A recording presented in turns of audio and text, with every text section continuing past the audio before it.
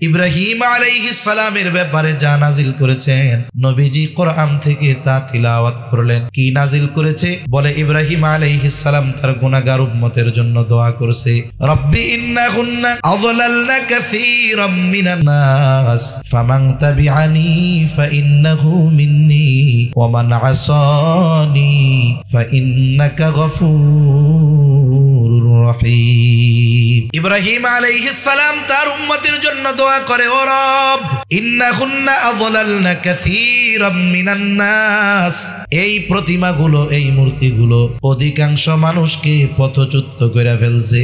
ফামান তাবিআনি ফাইন্নাহু মিন্নি, তবে যারা মূর্তি পূজা বাদ দিয়ে আমার আনুগত্য করেছে, ফাইন্নাহু মিন্নি, সে তো আমার দলের লোক, আমার দলভুক্ত। ওয়া মান আসানি, আর যারা আমার আনুগত্য করে নাই, যদিও আমার আনুগত্য করে নাই, এরপরেও তো আমার উম্মত।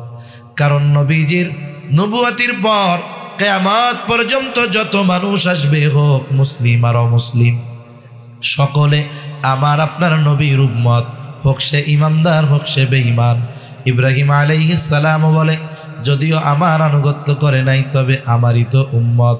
কেমন যেন ইব্রাহিম আলাইহিস সালাম বলে, আল্লাহ আপনি তো গফুর, আপনি তো রহিম, আপনি যদি চান আমার গুনাহগার উম্মত গুলারেও মাফ করে দিতে পারে।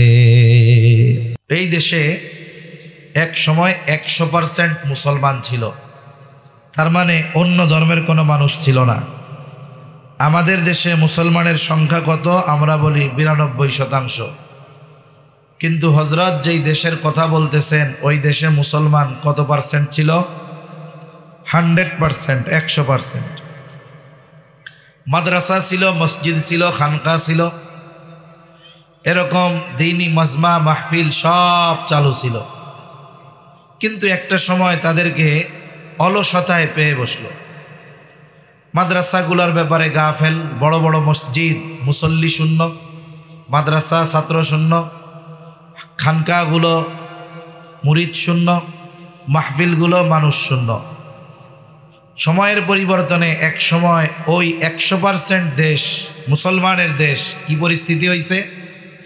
বলে প্রকাশ্যে দ্বীনের কথা বলা তো বহুদূর, সন্তানকে, মানুষকে যদি কোরআন শিখতে হয়েছে, ঘরের মধ্যে গর্ত করে ওই গর্তের মধ্যে কোরআন শেখা লাগছে। কেন? বলে যদি বাহিরে আওয়াজ যায়, সরকারের লোক সেটিং করা আছে, আওয়াজ গেলে ধরে নিয়ে যাবে, মৃত্যুদণ্ড পর্যন্ত হয়ে যেতে পারে। চিন্তা করেন, একটা দেশ একটা সময় 100% মুসলমান ছিল, সব ছিল, কিন্তু এই নেয়ামতের কদর না করার কারণে একটা সময় প্রকাশ্যে আল্লাহর নাম নেওয়াও তাদের জন্য, জানের জন্য হুমকি ছিল। এজন্য এখনো আল্লাহ তাআলার পক্ষ থেকে আমাদের প্রতি নেয়ামত যে আমরা দ্বীনের কথা ওপেনে বলতে পারতেছি, মসজিদ মাদ্রাসাগুলো আছে। আমাদের উচিত সময় থাকতে এই দ্বীনি প্রতিষ্ঠান, দ্বীনি হালকা, মাদ্রাসা, মসজিদ, এগুলোর কদর করা।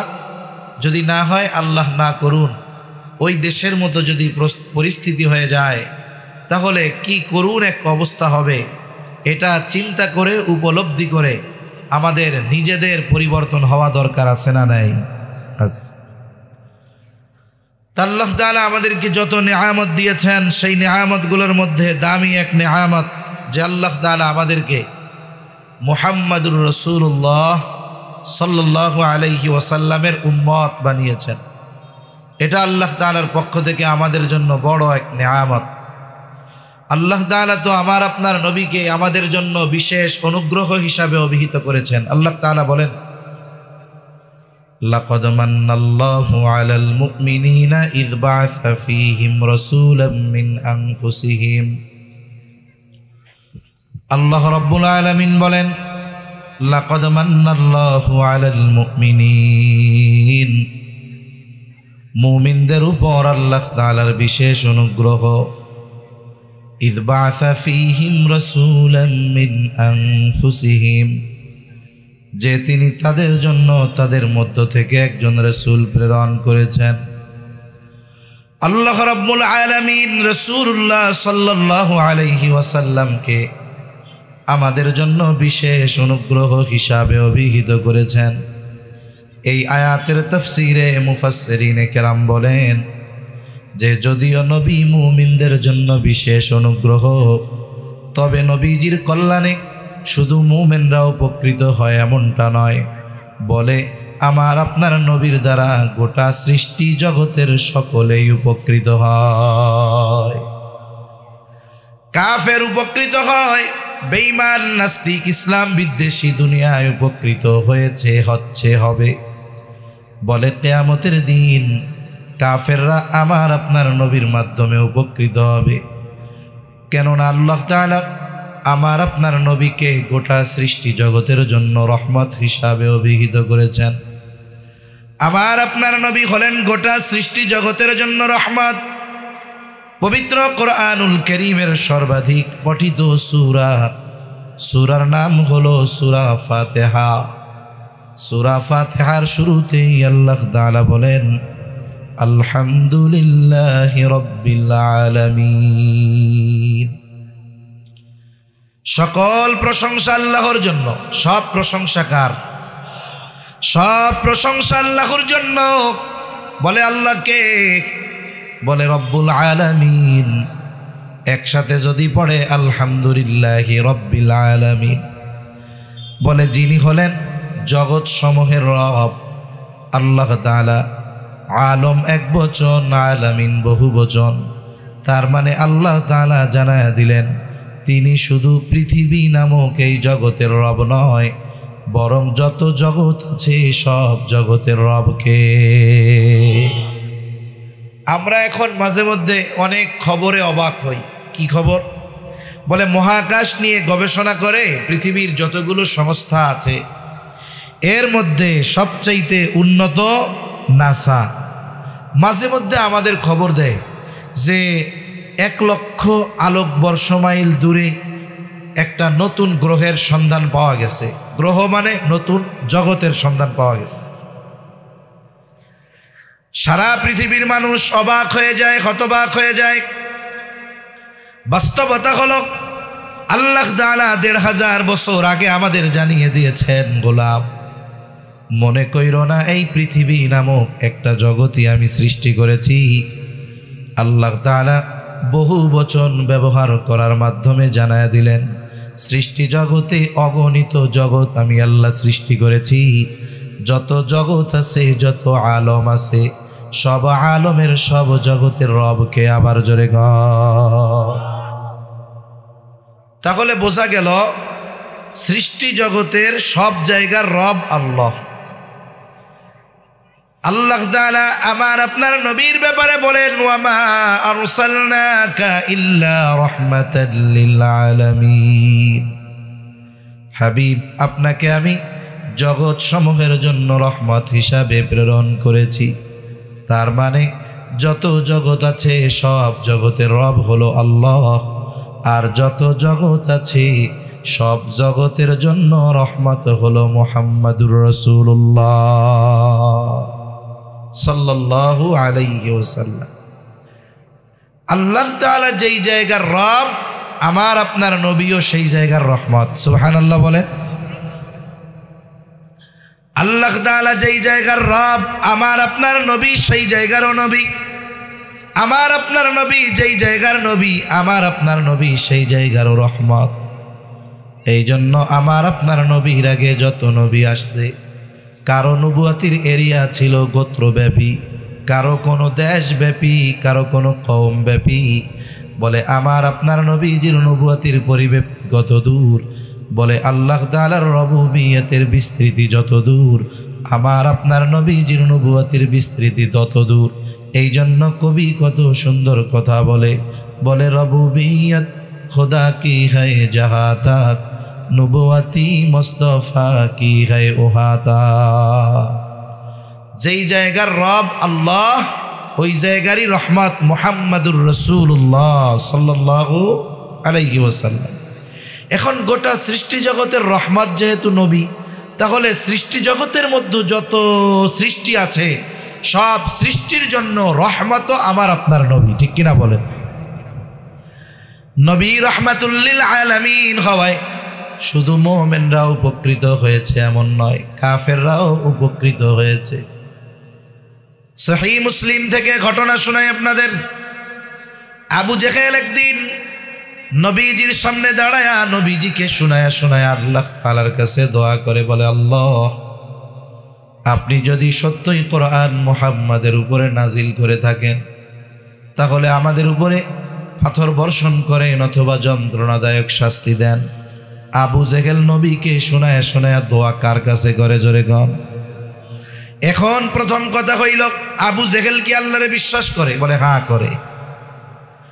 আমার কথা নয়, বরং আল্লাহ তাআলা বলেন, ওয়ালা ইন সাআলতাহুম মান খালাকাস সামাওয়াতি ওয়াল আরদা লায়াকুলুন্নাল্লাহ। আল্লাহ তাআলা বলেন, হাবিব, আপনি যদি মক্কার মুশরিকদেরকে জিজ্ঞাসা করেন মান খালাকাস সামাওয়াতি ওয়াল আরদ, আসমান এবং জমিনের স্রষ্টা কে, এই প্রশ্ন যদি মক্কার মুশরিকদেরকে জিজ্ঞাসা করেন, তারা তাদের দেবদেবীদের কথা বলবে না, অন্য কারো কথা বলবে না। আপনার প্রশ্নের জবাবে কি বলবে? আল্লাহ তাআলা দুইটা তাকিদ যোগ করে বলেন, লায়াকুলুন্নাল্লাহ, অবশ্যই অবশ্যই তারা বলবে আসমান জমিনের স্রষ্টাকে। তারা বলবে আসমান জমিনের স্রষ্টা আল্লাহ।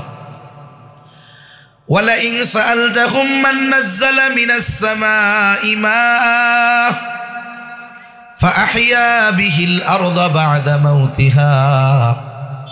আপনি যদি মক্কার মুশরিকদের কাছে জানতে চান, জিজ্ঞাসা করেন মান নাযালা মিনাস সামাই মাআ, কে আসমান হতে পানি বর্ষণ করে, শুধু তাই না, ফাআহইয়া বিহিল আরদা বা'দা মাউতিহা, ওই বর্ষিত পানির দ্বারা মৃত জমিনকে কে পুনরুজ্জীবিত করে।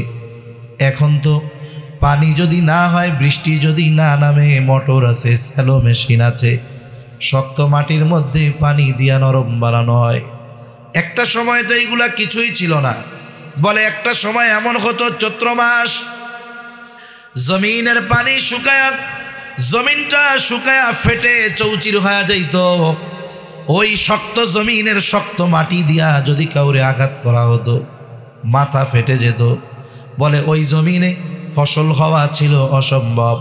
কিন্তু আল্লাহ তাআলা যখন আসমান থেকে একটু পানি মাটির উপরে ডাইলা দিতেন, মুহূর্তের মধ্যে মাটি নরম হয়ে যাইত।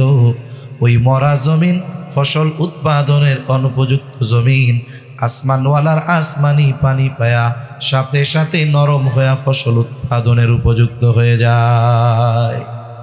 আল্লাহ বলেন, জিজ্ঞাসা করেন এইগুলো কে করে? আল্লাহ তাআলা বলেন, আপনার এই প্রশ্নের জবাবে কি বলবে? বলে লায়াকুলুন্নাল্লাহ, অবশ্যই অবশ্যই তারা বলবে এগুলো যিনি করেন তিনি কে? জবান খুইলা গন, আরো জোরে বলেন না কে? বলে আসমান হতে পানি দেয় আল্লাহ, এই বর্ষিত পানির দ্বারা মৃত জমিনকে জীবিত করে আল্লাহ।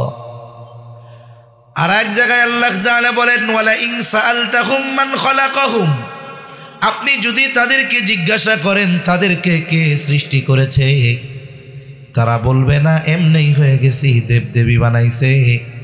বলবে লায়াকুলুন্নাল্লাহ, অবশ্যই অবশ্যই আমাদের স্রষ্টা হলেন আল্লাহ। এই বিশ্বাসগুলো কাদের? বলেন মক্কার মুশরিকদের। কাদের বলেন? তাহলে ওরা বিশ্বাস করে আসমান জমিন আল্লাহ বানাইছে, বৃষ্টি আল্লাহ দেয়, জমিন থেকে ফসল উৎপাদন আল্লাহ করে, বলে আমাদেরও আল্লাহ বানিয়েছেন। এরপরেও কেন ওরা কাফের? বলে আল্লাহর প্রতি বিশ্বাস থাকার পরেও তারা আল্লাহ তাআলার সাথে এমন কিছু শিরক করেছে যার কারণে এই বিশ্বাস মূল্যহীন হয়ে গেছে। এখন যদি একটু আমাদের দেশের দিকে তাকাই, পৃথিবীর অন্য দেশের কথা বাদ দেন, আমাদের দেশে মাজার পূজারি আছে না নাই? পীরে সেজদা দেওয়ার না লোক আছে না নাই? কবরের কাছে গিয়ে চাওয়ার লোক আছে না নাই? এই লোকগুলারে যদি জিজ্ঞাসা করেন কে তোমারে বানাইছে, বলবে আল্লাহ। বৃষ্টি দেয় কে? বলবে আল্লাহ। আসমান জমিন বানাইছে কে? বলবে আল্লাহ। আবু জেহেল উতবা সাহেবও এইটা কইতো, আবু জেহেল উতবা সাইবা চাইতো লাত মানাত উজ্জার কাছে, আর এই মানুষগুলো যায় চায় পীরের কাছে, কবরের কাছে, মাজারের কাছে। বলেন তো আবু জেহেল আর এই ধরনের মানুষ যারা, এদের মধ্যে কোনো তফাৎ আছে নাকি? এজন্য অনেক মানুষ সমাজে আছে, দেখা যাবে সব ঠিক দেখতে মুসলমান, কিন্তু তার কিছু বিশ্বাস তাকে ইমাম থেকে বের করে দিয়েছে, এটা টেরও সে পায় না। আবার যদি আপনি একটু সতর্ক করেন, যারে মিয়া এ তো শিরক হইতেছে, দেখবেন সে আপনার বড় দুশ্মন হয়ে যাবে। ঠিক কিনা বলেন? আবু জেহেল নবীর সামনে শুনায় শুনায় বলে, আল্লাহ, আপনি যদি সত্যই কোরআন মুহাম্মাদের উপরে নাজিল করে থাকেন, তাইলে আমাদের উপরে পাথর বর্ষণ করেন, যন্ত্রণাদায়ক শাস্তি দেন। আল্লাহকে বিশ্বাস করে, আল্লাহর অস্তিত্বে বিশ্বাস করে, এই জন্য আল্লাহর কাছে বলে। এক হাদিসের মধ্যে আসছে, নবীজি বলেন, আবু জেহেল আল্লাহ তাআলার কাছে দোয়া করেছে, আর আল্লাহ তাআলা আবু জেহেলের দোয়াও কবুল করেছে। বদরের দিন সকালবেলায় আবু জেহেল আল্লাহ তাআলার কাছে বলে, আল্লাহ, আজকে যারা হকের উপরে আছে, সত্যের উপরে আছে, আপনি তাদের বিজয় দান করেন। নবীজি বলেন, আল্লাহ আবু জেহেলের দোয়া কবুল করেছে। বদরের দিন যারা হকের উপরে, সত্যের উপরে, আল্লাহ রব্বুল আলামিন তাদেরকেই বিজয় দান করছে। এখন কথা হলো, আবু জেহেল এই কথা গোপনে গিয়ে আল্লাহর কাছে কইতো, নবীকে শোনায় শোনায় বলে কেন? প্রথম কারণ হইল, কথার মাধ্যমে নবীকে কষ্ট দিতে চায়। কেমন যেন বলতেছে, আল্লাহ, আমার দলে লোক কত, আমারও তো চেহারা টেহারা ভালো, টাকা পয়সারও অভাব নেই, আমার মতো লোক থাকতে আপনি মুহাম্মাদের মতো এতিম, টাকা পয়সা নাই, দলে লোকজন নাই, এমন একজনের উপরে কোরআন নাজিল করলেন, এটা কেমন কাম হইল? গ্রামে কিছু মানুষ আছে, গ্রামে বিশেষ করে মানুষের সাথে মানুষের শত্রুতা হইতে কিছুই লাগে না। আপনার উন্নতি এই কারণে আপনি আর একজনের শত্রু এমনি হয়ে যাবেন, হিংসার ঠেলায়। আছে না নাই? অনেক সময় দেখা যাবে একজন গরিব মানুষ জমিনে কাজ করে খায়, অন্যের বাড়িতে কাজ করে খায়, সে তার ছেলেটাকে শহরে পাঠাইছে, লেখাপড়া শিখছে, এখন বড় অফিসার হয়েছে, মা বাপরে দেশ থেকে নিয়ে যাবে শহরে, বড় বাসার মধ্যে রাখবে। এখন মানুষ অনেক সময় কয় না যে অমুক চাচার কষ্টের দিন শেষ। কি হয়েছে রে? কারে শুনো নাই, অমুক চাচার ছেলে তো বড় শিক্ষিত, অনেক বড় অফিসার, শুনলাম কয়দিন পরে আইয়া কাকারে বাড়িতে ওই ঢাকা নিয়ে যাইব, 5 তলা বিল্ডিং আছে, ওইখানে কাকারে রাখবো, চাচার কষ্টের দিন শেষ। এই যে চাচার কষ্টের দিন শেষ হয়েছে, এটা সবার কাছে ভাল লাগবে না। পিছন থেকে একজন কেব, এরে কার কথা কস রে? বলে অমুক চাচার কথা। কি হয়েছে? ওনার পোলা তো এরকম এরকম অফিসার এই হয়েছে। কই অমকের পোলা এই হইল? আমার বাড়িতে কয়দিন আগে কাম করিয়া খাইছে, এর পোলা অফিসার। ও আল্লাহ, এটা শোনার আগে মরলাম না কেন? এরকম কয় কি কয় না? এখন ওই টাইমে যদি আজরাইল এসে কয় তোমার মরতে মন চায়, আমার লগে চলো না, কইব আর মিয়া আমি কি সত্যি সত্যি মরতে চাইছে নাকি? তো এমনি এমনি কইছি। মানে এই কথাটা বলার উদ্দেশ্য কি? ওই ব্যক্তির উন্নতি হইছে, তাকে তিরস্কার করা, ছোট করা, যে অমক আমার বাড়িতে কাম করতো, এখন এই হয়ে গেছে। এটা কথার দ্বারা কি দেওয়া? হিংসার কারণে তাকে কি করা? কথার দ্বারা কষ্ট দেওয়া। আর যদি মানুষ ভদ্র হয়, কথার দ্বারা কষ্ট দিলে, কেউ যদি কথা বলে উল্টাপাল্টা, সে চুপ করে বেড়াতে হয়, কিছু কয় না। অনেক সময় দেখা যায় হুজুর গো মানুষ কত কথা কয়, কয় মোল্লা, এরপরে কয় জঙ্গি, মানুষের বাড়িতে গায়, এরকম কয় কি কয় না? আমাদের একটু বেশি বলে তো, এই জন্য বলতেছি। এখন দেখা যাবে হুজুরে বলছে, হুজুর শুনে কিছু কয় না, ও মনে করে হুজুর মনে হয় বলদ, দুর্বল না। এই যে যে চুপ করে আছে, বলে এটা হলো রহমানের বান্দার অন্যতম গুণ। আল্লাহ তাআলা রহমানের বান্দাদের গুণগুলো বর্ণনা করতে গিয়ে বলেন, ওয়াইযা খাতাবাহুমুল জাহিলুনা ক্বালু সালামা। জাহেল মূর্খ অজ্ঞ যখন রহমানের বান্দাদের উদ্দেশ্য করে কোনো কিছু বলে, তারা বলে সালাম সালাম, চুপ কইরা থাকে। এর মানে সে দুর্বল নয়, কিন্তু সে রহমানের বান্দা, এই জন্য চুপ কইরা আছে। নবীকে শোনায় শোনায় আবু জেহেল বলতেছে, কিন্তু নবী কিছু বলে না। কিন্তু আল্লাহ তাআলা তার বন্ধুকে আবু জেহেল তিরস্কার করে খোঁচা দেয়।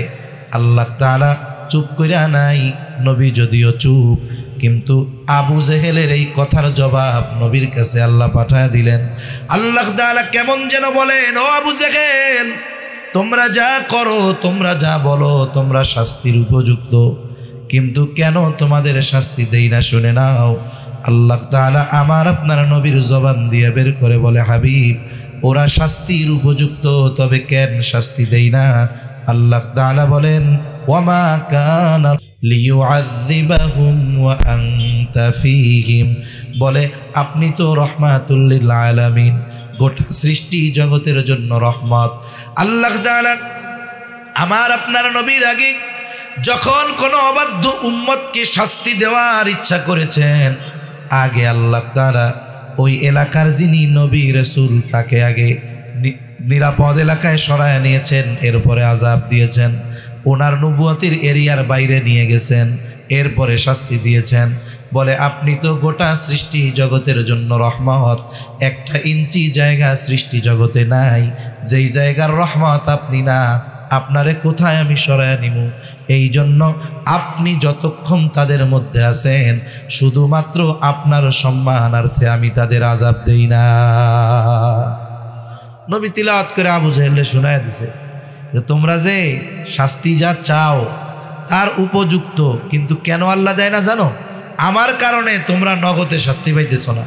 নবীজি দোয়াও করে গেছে, আল্লাহ, পাপের কারণে অতীতের উম্মতদের মতো আমার উম্মতকে আপনি সমূলে ধ্বংস করবেন না।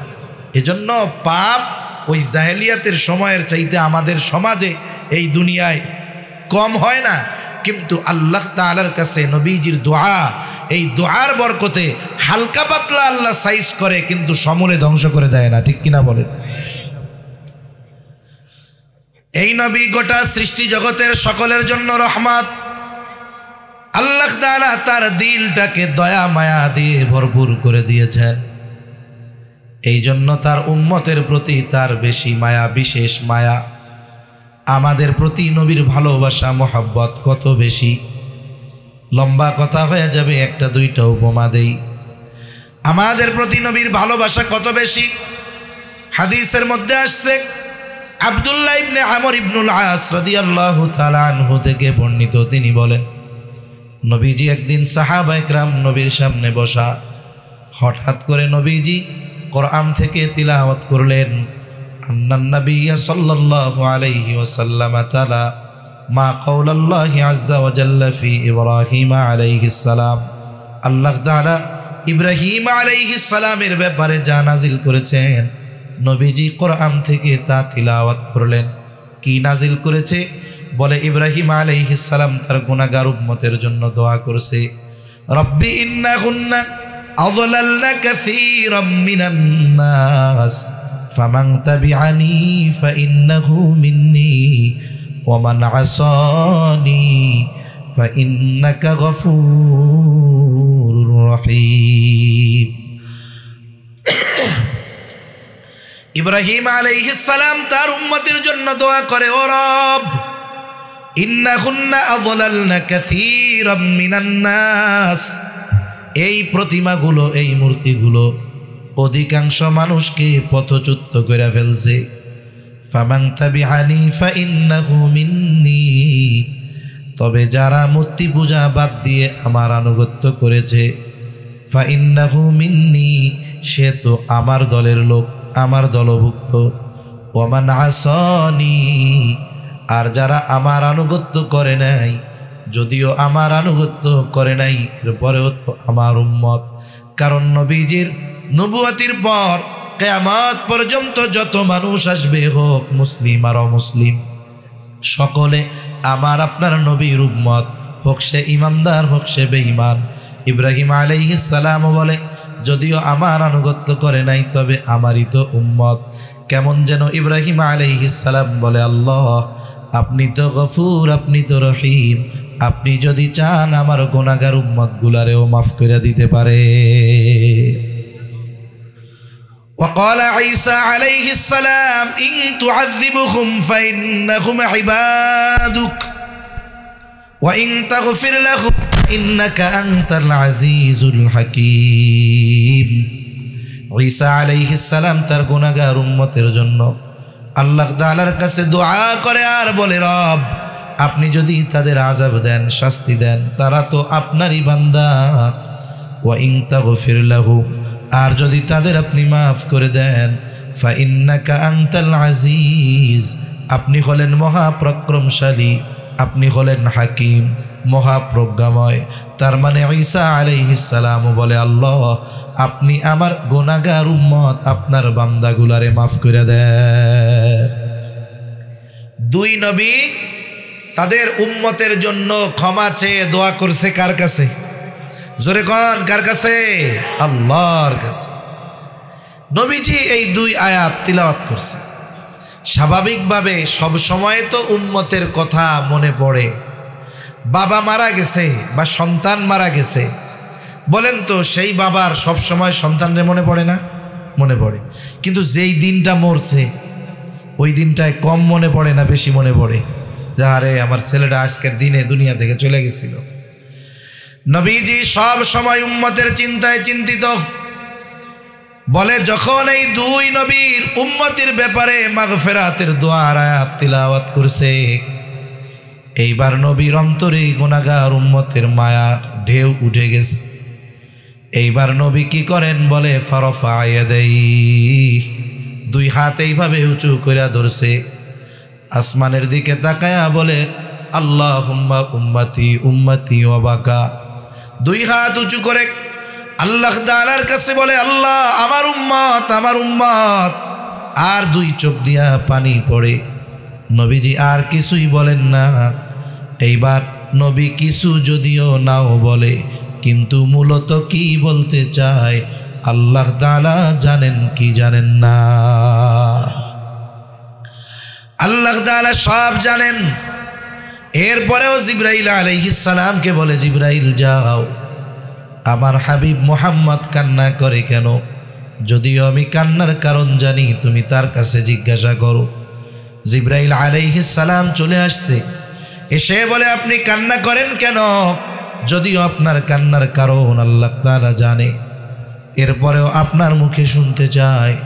নবী জিবরাইল আলাইহিস সালামকে সব খুইলা বললেন, উম্মতের নাজাতের চিন্তা, মাগফিরাতের চিন্তা। জিবরাইল আলাইহিস সালাম গিয়ে বলে, আল্লাহ আপনার হাবিবের কান্নার কারণ হলো তার উম্মতের জন্য ক্ষমা। আল্লাহ তাআলা বলে, জিবরাইল যাও, মুহাম্মদকে গিয়া জানায় দাও, আমি অচিরেই তাকে তার উম্মতের ব্যাপারে সন্তুষ্ট করব, তাকে তার উম্মতের ব্যাপারে আমি অসন্তুষ্ট করব না। পবিত্র কোরআনুল কারীমের একটা সূরা, সূরার নাম হলো সূরাতুদ দুহা। এই সূরার মধ্যে আল্লাহ তাআলা আমার আপনার নবীকে কিছু সান্ত্বনা দিয়েছেন। এর মধ্যে একটা কথা আল্লাহ তাআলা বলেন, ওয়ালা সাউফা ইউতিকা রাব্বুকা ফাতারদা, বলে আপনার রব আপনাকে অচিরে এমন কিছু দিবে আপনি খুশি হয়ে যাবেন। আবার এই হাদিসে নবীজি বলেন, আল্লাহ তাআলা বলছেন অচিরেই আপনাকে আপনার উম্মতের ব্যাপারে সন্তুষ্ট করব। এই দুই কথার জবাবে নবীজি বলেন, আল্লাহ আমি ততক্ষণ সন্তুষ্ট হব না, খুশি হব না, যতক্ষণ না আমার সব উম্মতের ব্যাপারে জান্নাতের ফয়সালা হবে। যতক্ষণ না আমার উম্মত কমপক্ষে যাদের যাররা পরিমাণ ঈমান হলেও আছে, এদের ব্যাপারে যতক্ষণ না জান্নাতের নিশ্চয়তা আমি পাব, ততক্ষণ পর্যন্ত আমারে আপনি খুশি বানাইতে পারবেন না। সুবহানাল্লাহ। উম্মতের প্রতি কেমন মায়া! উম্মতের দ্বারা আঘাতপ্রাপ্ত হয়েও নবী কখনো বদদোয়া করেন নাই। আমাদের সমাজে অনেক বাবা আছে, মা আছে, সন্তান সামান্য একটু কষ্ট দিলে বদদোয়া করে দেয়। অনেক মানুষ আছে কথায় কথায় বদদোয়া দেয়। অনেক ওস্তাদও আছে কথায় কথায় বদদোয়া দেয়। কিন্তু নবী উম্মতের দ্বারা আঘাতপ্রাপ্ত হয়েছেন, রক্তাক্ত হয়েছেন, বদদোয়া করেন নাই। উহুদের ময়দানে নবীজি রক্তাক্ত, বদদোয়া করেন নাই।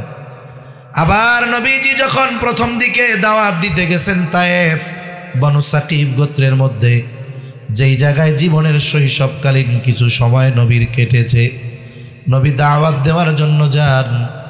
মক্কার মানুষেরা ওইখানেও চলে গেছে, তায়েফের মানুষগুলাকে নবীর পেছনে পাগল পাগল বলে লেলায় দিয়েছে। তারা নবীর গায়ে পাথর দিয়ে আঘাত করে, বলে পাথর ছোট ছোট ছিল না, পাথর বড় বড় ধারালো পাথর ছিল। বলে কেমনে বোঝা যায়? পাথরের আঘাত শুধু নবীর গায়ে লাগছে তা নয়, পাথরের আঘাতে গায়ে ক্ষত হয়ে রক্ত বের হওয়া শুরু হয়ে গেছে। পুরা গায়ের পোশাক রক্তে রঞ্জিত ভিজে গেছে, গা বেয়ে বেয়ে রক্ত পড়ে পা দিয়ে দিয়ে জুতার মধ্যে ঢুকে রক্ত শুকায়া ওই জুতার মধ্যে পা আটকে গিয়েছে। কি পরিমাণ রক্ত নবীজির গা দিয়ে বের হয়েছে। আমরা অনেক সময় ব্লাড ডোনেট করি, রক্তদান করি, এটা বড় ভালো কাজ, সওয়াবের কাজ। আমি একজন রুগীকে কন্টিনিউ রক্ত দিতাম পিজি হসপিটালে, ডায়ালিসিস করা লাগতো, আল্লাহর বান্দা মারা গেছে। তখন কতজন দেখতাম 100 গ্রাম 150 গ্রাম রক্ত বের করার পর 15-20 মিনিট শুয়ে আছে, খাবার দিছে, স্যালাইন দিছে, পানি দিছে, বিস্কিট দিছে।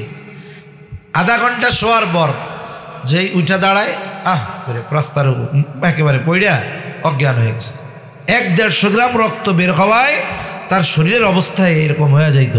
প্রত্যেক দিন যেই দিনই যাইতাম 3 মাস পর পর দেখতাম যে 2-1 জনের ঘটনা এরকম ঘটে। অথচ নবীর গা দিয়ে কত রক্ত পড়ছে। নবীজি পড়ে যাইতেন, উঠতেন, কি বলতেন? বলতেন বলো লা ইলাহা ইল্লাল্লাহ তুফলিহু, বলো লা ইলাহা ইল্লাল্লাহ, তোমরা সফল হয়ে যাইবা। সারাদিন পরে নবীজি পড়ন্ত বিকালে রক্তাক্ত দেহ নিয়ে এক আঙ্গুর বাগানের পাশে নবী বিশ্রাম করতেছে। ইতিমধ্যে জিবরাইল আলাইহিস সালাম হাজির, এসে বলে ইয়া রাসূলুল্লাহ, এই সম্প্রদায় আপনার সাথে কেমন আচরণ করেছে আপনার মালিক সব দেখছে। আজকে আমি একা আসি নাই, আমার সাথে নতুন একজন ফেরেশতা পাঠানো হয়েছে। এইবার ওই ফেরেশতা নবীজির কাছে এসে বলে ইয়া রাসূলুল্লাহ, এই কওম আপনার সাথে কেমন আচরণ করেছে আপনার মালিক সব দেখছে। আমি পাহাড়ের দায়িত্বে নিয়োজিত ফেরেশতা, আপনি যদি আমাকে নির্দেশ দেন, আল্লাহ আমাকে আপনার নির্দেশ পালনের জন্য পাঠাইছে। আপনি যদি আমাকে নির্দেশ দেন, যারা আপনার সাথে এমন আচরণ করেছে 2টা পাহাড় দিয়ে আমি তাদের পিষে দিব, অস্তিত্বহীন হয়ে যাবে। এখানে মানব বসতি ছিল, কেউ জানতে পারবে না। হায়রে, আমার আপনার নবী প্রতিশোধ পরায়ণ ছিলেন না, কিন্তু আমরা তো তুচ্ছ কারণে মানুষ খুন করতে দ্বিধাবোধ করি না, ঠিক কিনা বলেন? এমন এমন ঘটনা শুনি, বলে পানের 5 টাকা পায়, চাইছে কেন? এর লেগে মেরে ফেলছে। 2 টাকার জন্য মানুষ মেরে ফেলে। এমন এক জামানা চলতেছে, মানুষের মধ্যে ক্ষমার গুণ নাই বললেই চলে। আমরা সবাই প্রতিশোধ পরায়ণ হয়ে গেছি, কিন্তু নবী প্রতিশোধ পরায়ণ ছিলেন না। বরং কেউ যদি নবীকে ব্যক্তিগতভাবে কষ্ট দিত, নবীর কাছে ক্ষমা চাইলে নবীজি মাফ করে দিতে। মনে রাখবেন, প্রতিশোধের নেশায় যারা বুঁদ হয়ে থাকে এরা অন্তরে শান্তি পায় না, কিন্তু যারা ক্ষমা করতে পারে এদের দিল থাকে অনেক উদার। এজন্য ক্ষমাযোগ্য অপরাধ যেগুলো, ব্যক্তিগতভাবে যদি আমার সাথে কেউ অন্যায় করে, আমি চেষ্টা করব মাফ করে দিতে। এতে কি হবে? বলে আমার দিল পরিষ্কার থাকবে। নবীজির কাছে যখন এই কথা ফেরেশতা বলছে, নবীজি আরাম করতেছিলেন। এই কথার পরে নবীজি উঠে বসলেন। কেমন যেন ফেরেশতাকে বলে, তুমি বলতেছ, আমি আদেশ দেই তুমি 2 পাহাড় দিয়ে এদেরকে পিষে দাও। তুমি তো এই কথা কও, আর আমি এদের ব্যাপারে আল্লাহর কাছে কি আশা করি? বাল আরজু আন ইয়াখরুজাল্লাহু মিন আসলাবিহিম মান ইয়াবুদুল্লাহা ওয়াহদাহু ওয়া লা ইউশরিকু বিহি শাইআ। নবীজি বলেন, আমি আল্লাহর কাছে এদের ব্যাপারে প্রতিশোধের আশা তো করি না, বরং আশা করি যে আল্লাহ তাআলা হয়তো এদের মধ্য থেকে এমন সম্প্রদায় বের করবে, এমন এক কওম বের করবে যারা এক আল্লাহর ইবাদত করবে, তার সাথে শরীক করবে না। একটা মানুষের অন্তরে কত মায়া, মোহাব্বত, ভালোবাসা থাকলে রক্ত এখনো গায়ে লেগে আছে। যাদের মাধ্যমে রক্তাক্ত হলো তাদের উপরে তো প্রতিশোধ নেনই নাই, বরং আশা করতেছেন এরা হয়তো বুঝে নাই, কিন্তু এদের মধ্য থেকে আল্লাহ হয়তো এমন কাউকে বের করবে যারা আল্লাহর ইবাদত করবে, আল্লাহর সাথে শিরিক করবে না। অনেক হাদিস বলা যাবে, অনেক ঘটনা বলা যাবে উম্মতের প্রতি নবীর ভালোবাসার। সব কিছু বাদ দেন, আল্লাহ তাআলা আমাদেরকে জানায় দিয়েছেন নবী আমাদের কেমন ভালোবাসে। আল্লাহ তাআলা কোরআনুল কারীমের মধ্যে বলেন, লাকাদ জাআকুম রাসূলুম মিন আনফুসিকুম আজিজুন আলাইহি মা আনিতুম হারিসুন আলাইকুম বিল মুমিনিনা রাউফুর রহিম। আল্লাহ তাআলা বলেন তোমাদের মধ্য থেকে এমন একজন রাসূল এসেছে। বলে কেমন সেই রাসূল? চারটি গুণ আল্লাহ তাআলা রাসূলের এখানে বর্ণনা করে। এক নম্বর বলেন আজিজুন আলাইহি মা আনিতুম। নবীজি বলেন, আল্লাহ তাআলা বলেন তিনি হলেন আজিজ, মানে সমব্যথী। তার মানে উম্মত যেটাতে কষ্ট পায়, তোমাদের জন্য যেটা কষ্টের সেটা তার জন্য কষ্টের। তার মানে উম্মত যেটাতে কষ্ট পায়, নবীও সেইটাতে কি পায়? কষ্ট পায়। এখন কথা হইল, আমার কষ্টে অপর আর একজন কষ্ট পায় কখন? বলে এখানে একটা মুহাব্বতের সম্পর্ক থাকা লাগে। ভালোবাসার সম্পর্কের কারণে একজনের কষ্টে আর একজন কষ্ট পায়। মনে করেন একজনের 2 বছরের একটা বাচ্চা আছে, ছেলে আছে, আব্বু আব্বু করে ডাকে। এখন এই ছোট বাচ্চা, তার বাড়ি একেবারে প্রত্যন্ত অঞ্চলে, আশেপাশে দোকান নাই, ডাক্তার নাই, রাত হইলে যাওয়ার কোনো উপায় নাই। ওই রকম এলাকায় গভীর রাত ওই 2 বছরের বাচ্চার জ্বর উঠছে। জ্বরের পরিমাণ এত বেশি, জ্বরের তীব্রতায় তার গা ফেটে যাচ্ছে, চোখ দুটো কেমন যেন বের হয়ে আসছে। জ্বরের তীব্রতায় কষ্টে বাচ্চাটা আহ আহ শব্দ মুখ দিয়ে বের করতেছে। মা বাবার কিছুই করার নাই, দোয়া করা ছাড়া। কারণ এখন ডাক্তারের কাছে যাওয়ার উপায় নাই, গাড়িও নাই। এই অসুস্থ জ্বরাক্রান্ত সন্তানের 2 পাশে মা বাবা বসা। বলেন তো অসুস্থতার কারণে এই সন্তান যত কষ্ট পায়, অসুস্থ সন্তানের পাশে বসে থাকা মা বাবা ওই সন্তানের চাইতে কষ্ট কম পায় না বেশি পায়? কেন পায়? বলে এই যে সন্তান যে ভালোবাসার কারণে কষ্ট পায়। আপনার সন্তান অসুস্থ হইলে তো আমার কষ্ট ওইরকম লাগবে না, আমারটা হইলে আপনারও লাগবে না, এটাই বাস্তবতা। কিন্তু আমারটা হইলে আমার লাগবে, আপনারটা হইলে আপনার লাগবে। কেন? বলে সন্তান না, মোহাব্বতের কারণে এই কষ্ট বেশি অনুভব হয়। হয়তো মা বাপ মনে মনে আল্লাহর কাছে বলবে, আল্লাহ এই অসুস্থতা আমারে দিয়ে আমার ছেলেটারে সুস্থ করে দেন। মা বাবা সন্তানকে কত ভালোবাসে, বলে তার চাইতে নবী অগণিত গুণ বেশি তার উম্মতকে ভালোবাসে। মা বাবা যেমন মোহাব্বতের কারণে সন্তানের কষ্টে কষ্ট পায়, অনুরূপভাবে মোহাব্বত ভালোবাসার কারণে উম্মতের কষ্টে নবীও কষ্ট পায়। এই কথাই আল্লাহ তাআলা বলেন তিনি হলেন আজিজ, সমব্যথী, তোমাদের কষ্টে তিনি কষ্ট পান। এরপরে বলেন হারিসুন আলাইকুম, নবীজি হলেন কল্যাণকামী, কল্যাণকামী। নবী সব সময় উম্মতের কল্যাণের চিন্তা করতেন। হাদিসের মধ্যে আসছে নবীজি বলেন আল্লাহ তাআলা প্রত্যেকটা নবীকে তার উম্মতের ব্যাপারে একটা বিশেষ দোয়া করার সুযোগ দিয়েছে এবং ওই দোয়া কবুলের ব্যাপারে প্রতিশ্রুতি দিয়েছে। বলে সব নবী দুনিয়ায় তার উম্মতের ব্যাপারে ওই দোয়াটা করে ফেলছে, কিন্তু আমি ওই দোয়াটাকে সংরক্ষণ করে রাখছি। বলে কেন? বলে কিয়ামতের দিন ওই দোয়াটাকে আমি আমার উম্মতের জন্য সুপারিশ হিসাবে আল্লাহর কাছে করব। কেন?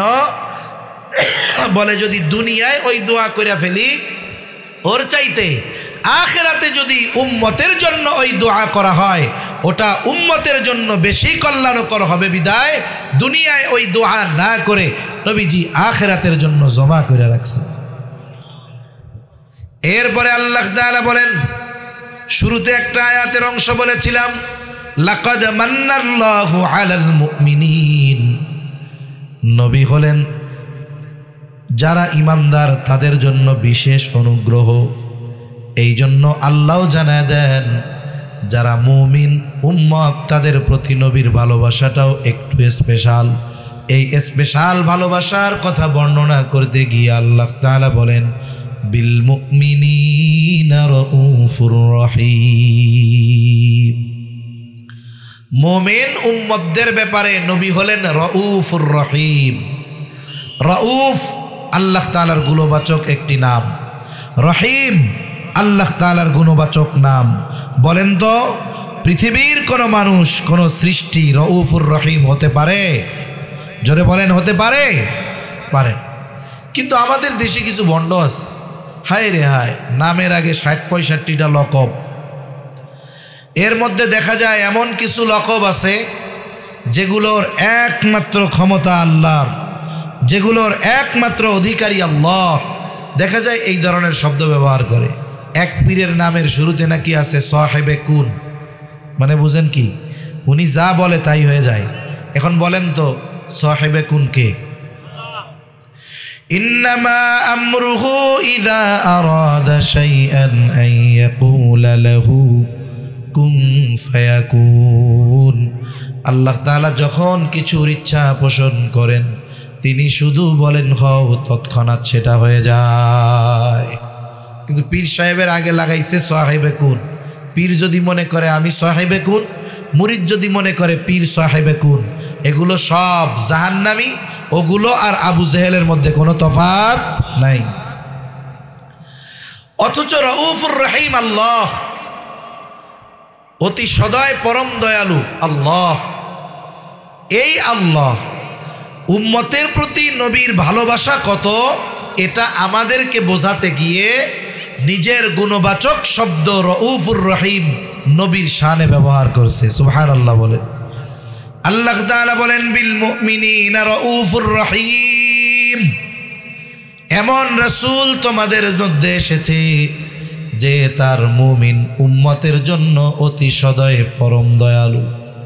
এই জন্য উম্মতের প্রতি নবীর মায়া কত, মোহাব্বত কত, ভালোবাসা কত। বলে আসলে আমাকে আপনাকে ভালোবাসে কে? বলে বিপদ আপদ মুসিবতে পাশে থাকে যে। দুনিয়ার বিপদ আপদ মুসিবত কিছুই না, মূল বিপদ মুসিবত হলো কিয়ামতের দিন। বলে ওই দিন আমার আপনার পাশে যে থাকবে সে আমাকে আসলেই ভালোবাসে।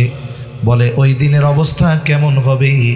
আল্লাহ তাআলা বলেন ইয়াউমা ইয়াফিরুল মারউ মিন আখিহি ওয়া উম্মিহি ওয়া আবিহি ওয়া সাহিবাতিহি ওয়া বানিহি লিকুল্লি ইমরিইম মিনহুম ইয়াউমাইযিন শা'নুন ইউগনি।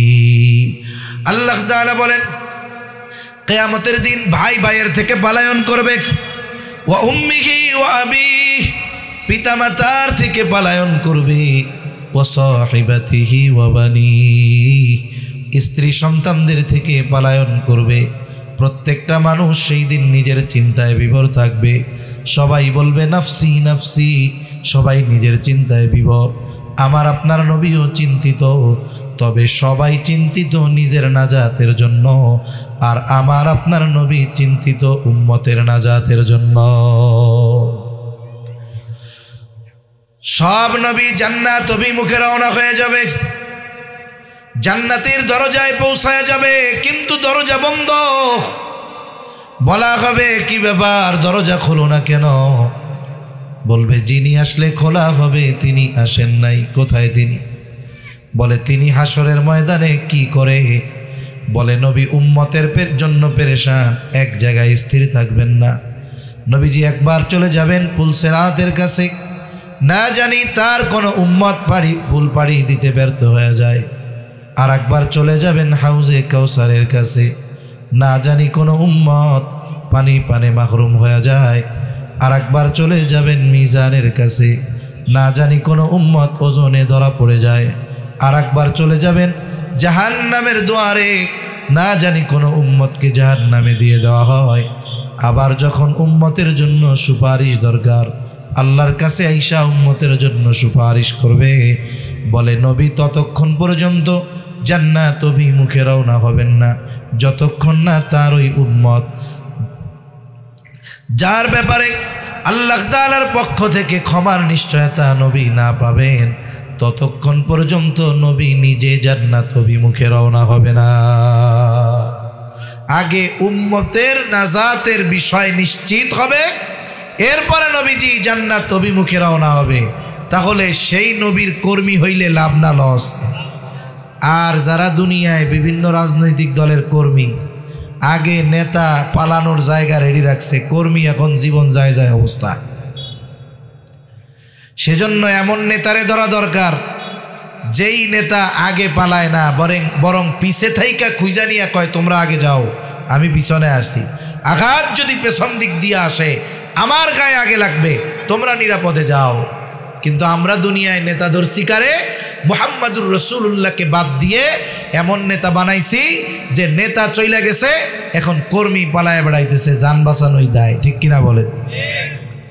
এখন যতটুক কথা আমরা কোরআন হাদিসের আলোকে শুনলাম, নবী যে আমাদের কত ভালোবাসে, আপনাদের কি বুঝতে কোনো আর সমস্যা আছে?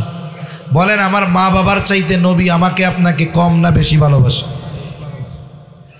সেই নবীকে ভালোবাসা আমাদের ইমানি দায়িত্ব। এই জন্য নবীজিকে ভালোবাসা দরকার। নবীজি তো আমাদের ভালোবাসে, আমাদেরও ভালোবাসা দরকার। বলে কতটুকু ভালোবাসতে হবে? বলে জীবনের চাইতেও বেশি।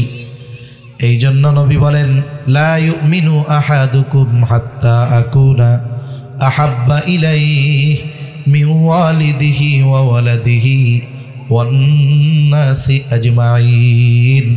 নবীজি বলেন, তোমাদের মধ্যে কেউ ততক্ষণ পর্যন্ত মুমিন হতে পারবা না যতক্ষণ না সে তার পিতা মাতা সন্তান সন্ততি এক কথায় সকলের চাইতে আমি নবীকে বেশি ভালো না বাসবে। তাহলে মুমিন যদি হতে হয় সবচাইতে বেশি ভালোবাসতে হবে কাকে? নবী মুহাম্মাদুর রাসূলুল্লাহ সাল্লাল্লাহু আলাইহি ওয়াসাল্লামকে। এখন নবীকে ভালোবাসবো কেমনে? নবীরে তো ভালোবাসতে মন চায়। আবু বকর নবীকে সামনে পাইছে, নবীর কথায় সব সম্পদ এনে নবীর সামনে রেখে দিয়েছে। তালহা নবীজিকে সামনে পেয়েছে, নবীজি উহুদের ময়দানে গর্তের মধ্যে পড়ে গেছে। তালহা তাকায় দেখে নবীজির মাথার উপর দিয়ে বৃষ্টির ন্যায় তীর বর্ষা যায়। এইবার নবী মাথা উঠায় আর নামায়, না জানি কোনো তীরের আঘাত নবীজির গায়ে লেগে যায়। এই দৃশ্য দেখে তালহাকে নবীর জন্য ঢাল বানায় দিয়েছে। আমরা তো নবীকে সামনে পাই নাই, নবীকে কেমনে ভালোবাসবো? আমাদের ভালোবাসতে মন চায়। নবী সেই জন্য জানায় দেন, ও আমার উম্মত, আমি দুনিয়ায় না থাকলেও আমারে ভালোবাসতে পারবা। বলে কেমনে? নবী বলেন, মান আহাব্বা সুন্নতি ফাকাদ আহাব্বানি ওয়া মান আহাব্বানি কানা মাই ফিল জান্নাহ। নবীজি বলেন, যে আমার সুন্নতকে ভালোবাসলো সে আমি নবীকে ভালোবাসলো। নবীকে ভালোবাসলে লাভ কি? বলে সে আমার সাথে জান্নাতে অবস্থান করবে।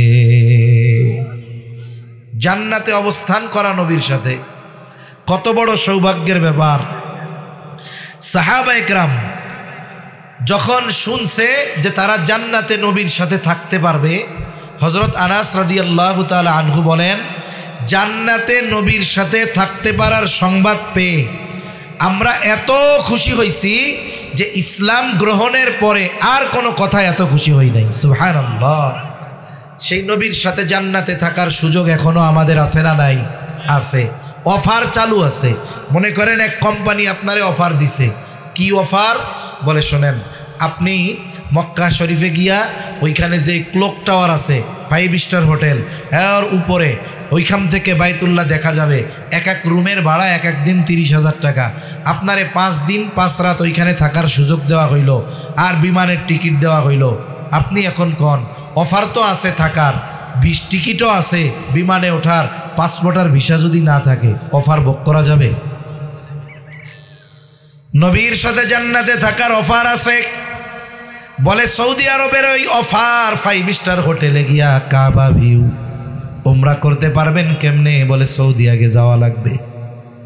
জান্নাতে যদি নবীর সাথে থাকতে হয় অফার আছে, তবে আগে জান্নাতে তো যাওয়া লাগবে। বলে জান্নাতে কে যাবে? নবী তাও জানায় দেয়, নবীজি বলেন কুল্লু উম্মতি ইয়াদখুলুনাল জান্নাতা ইল্লা মান আবা। নবীজি বলেন আমার সব উম্মত জান্নাতে প্রবেশ করবে, আবা উম্মত ছাড়া। জিজ্ঞাসা করা হলো ইয়া রাসূলুল্লাহ আবা উম্মত কারা? নবীজি বলেন মান আতাআনি দাখালাল জান্নাহ ওয়া মান আসানি ফাকাদ আবা।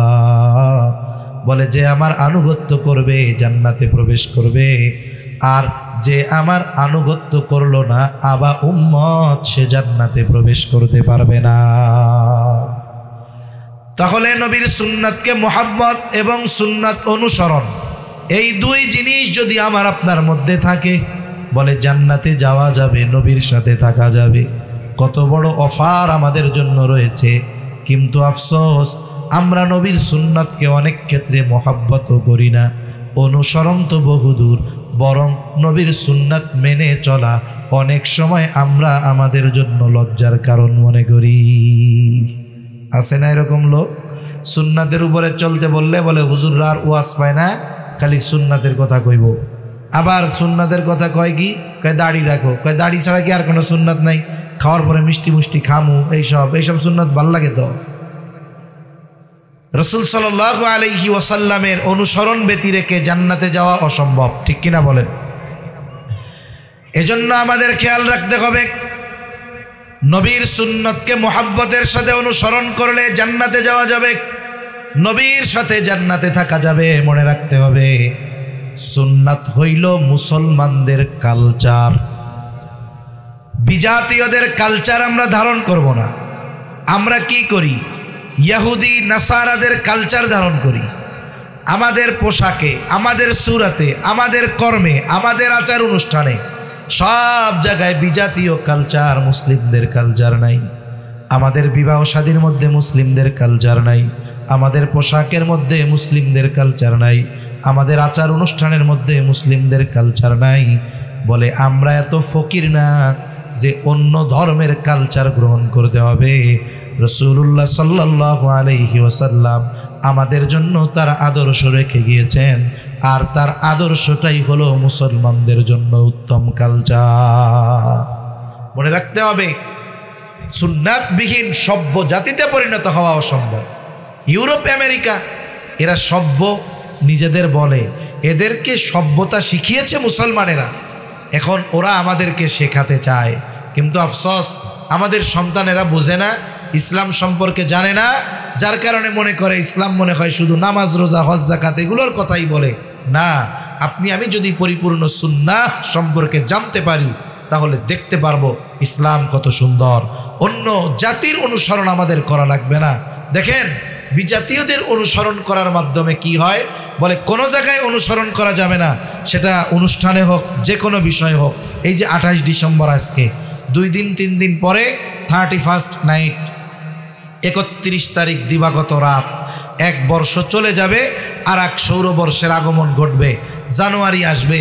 এইটাকে বিদায় আর জানুয়ারিতে স্বাগতম জানাতে গিয়ে খ্রিস্টান ইহুদিরা যত না আনন্দ উদযাপন করে, মুসলমানের বাচ্চারা আরও বেশি করে, ঠিক কিনা বলে?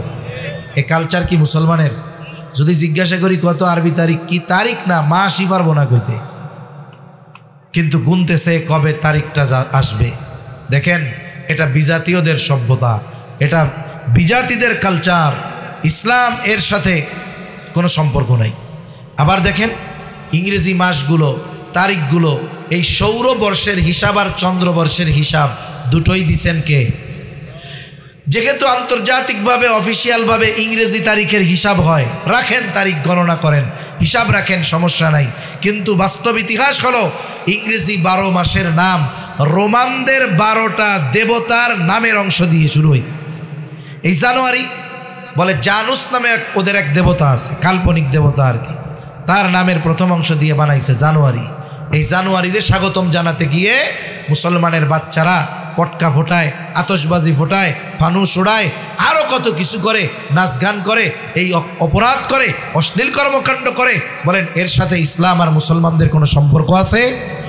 এজন্য আমরা এই দিন শুভেচ্ছাও কাউরে জানাবো না। স্বাভাবিক দিনের মতো এই দিন আমাদের, স্বাভাবিক দিন যেমন সূর্য পূর্ব দিকে উঠছে পশ্চিম দিকে উঠবে, ওটাও ওরকম এক দিন। আবার অনেকে কি করে, অতিপাকনামি করে, লেখে ফেসবুকের মধ্যে যে আমরা এবার নতুন বছর শুরু করব রোজার মাধ্যমে। ওই বেটা, তুই যে এই বছর উদযাপন করতে গিয়ে রোজা রাখতেছস, তুই তো কেমন যেন বিসমিল্লাহ কইয়া মদ খাইতেছস। এ আবার কোন ধরনের কথা? ওই দিবসকে কেন্দ্র করে কেন তুমি রোজা রাখবা? তার মানে দিবস তো পালন করলা ভালো কামের মাধ্যমে। এখন এই যে অনেক জায়গায় নাচ গানের অনুষ্ঠান হয়, প্রথমে কি পড়ায়? কোরআন তিলাওয়াত দিয়ে শুরু করাইছে, অথচ হবে হলো অর্ধনগ্ন নাচ হবে, ওইখানে গান হবে। এ কেমন যেন বিসমিল্লাহ কইয়া মদ খাওয়ার মতো। এজন্য ওই দিবস এর সাথে আমাদের কোনো সম্পর্ক নাই, কিন্তু আমাদের চন্দ্র তারিখ এটার হিসাব রাখা আমাদের জন্য জরুরি ছিল, কিন্তু এ ব্যাপারে আমাদের খবর নাই। যাক, সময় শেষের দিকে সর্বশেষ কথাটা বলি। দেখেন, সুন্নাত কেন মানব, কেন বুজুর্গানে দিন দাড়ির সুন্নাতের কথা বলে? শোনেন, দাড়ি হলো এমন এক সুন্নাত, বলে যেই সুন্নাত পালন করলে অন্যান্য অনেক সুন্নাত পালন সহজ হয়, যেই সুন্নাত পালন করলে অনেক গুনাহ থেকে বাঁচা সহজ হয়।